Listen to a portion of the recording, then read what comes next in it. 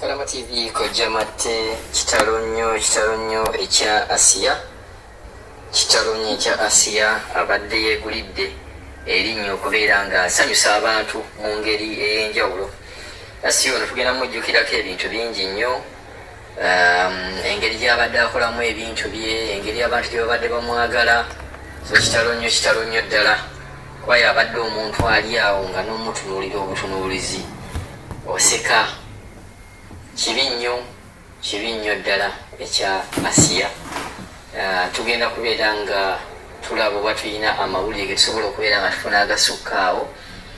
Enfaaye entuufu yennyini tennategeerekeka, buli omu ayogera bibye, naye nga ebifaananyi nga mwabirabye nti Asia yabadde ku oxygeni, bamututte nga kiri bubi. Ogenda kubeera kumaliriza nga Katonda bw'ate bw'agambye nti Asia olwaleero yegenda okubeera nga enkomerereyo okubeera nga oli ku nsi.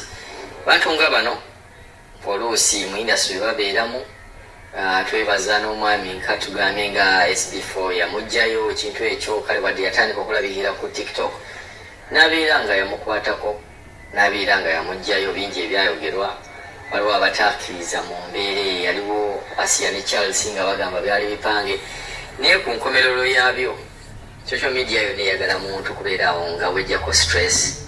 Byali bituufu tebyali bituufu si ensonga, naye obulamu bwa Asia bwebutunuulira, omuntu eyali yeebaka mu bifulukwa n'abeera nga afunye okubeera nga ayambibwa, okubeera nga azimbibwa ennyumba, obulamu bwe bweyagadde.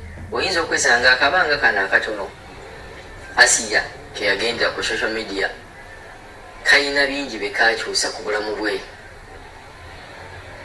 Era mubiraba nyumba, maama we bizinensi ekolebwa, abantu abamu abalaba nga obutambi bwa Asia okubeera nga ne stress yali ng'ebavaako. Tunyolera wamu nga Kadama TV ku muwala ono afudde oba omukazi ono afudde, netubeera nga ebbanga eryo tubadde nga tusibiseemu katono, tubadde tukyalina ebintu bye tukyapanga ne kamera ezimu ze tubadde tukyayagala okubeera nga tufuna, n'okubeera nga tweyongera okubeera nga tujja kubeera nga tubaweereza.